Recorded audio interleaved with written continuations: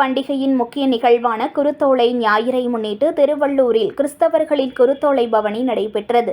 குருத்தோலைகளை கையில் ஏந்தியபடி நகரின் முக்கிய பகுதிகளின் வழியாக ஓசன்னா கீதங்களை பாடியபடி கிறிஸ்தவ மக்கள் பவனியாக சென்று கொண்டாடி மகிழ்ந்தனர். திருவள்ளூர் மாவட்டத்தில் கிறிஸ்தவ தேவாலயங்களில் இன்று குருத்தோலை ஞாயிறை வெகு விமர்சையாக கொண்டாடப்பட்டு வருகிறது. கிறிஸ்தவ மக்களின் முக்கிய பண்டிகைகளில் ஒன்றான ஈஸ்டர் பண்டிகையில் 7 வாரங்கள் கிறிஸ்தவ மக்கள் தவக்காலத்தை கடைபிடிக்கின்றனர். ஈஸ்டர் பண்டிகைக்கு முந்தைய வாரம் குருத்தோலை ஞாயிறை கொண்டாடுகின்றனர். இந்த நாளில் கிறிஸ்தவ மக்கள் குருத்தோலைகளை கையில் ஏந்தி பவனியாக சென்று தேவாலயங்களில் வழிபடுவது வழக்கம். அதாவது இயேசு கிறிஸ்துவ ஜெருசலேம் நகருக்குள் நுழையும் போது அவருக்கு மக்கள் கொடுத்த ஆரவார வரவேற்பு நிகழ்ச்சிதான் இந்த குருத்தோலை ஞாயிறு நிகழ்ச்சி.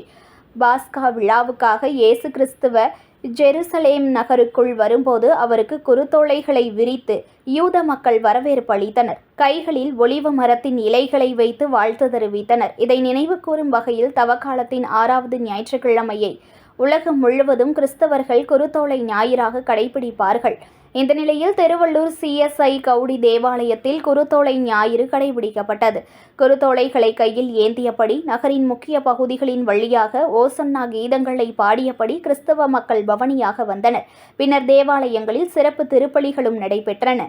செய்திகளை உடனுக்குடன் தெரிந்து கொள்ள லைக் பண்ணுங்க, ஷேர் பண்ணுங்க, சப்ஸ்கிரைப் பண்ணுங்க, மறக்காம கமெண்ட் பண்ணுங்க.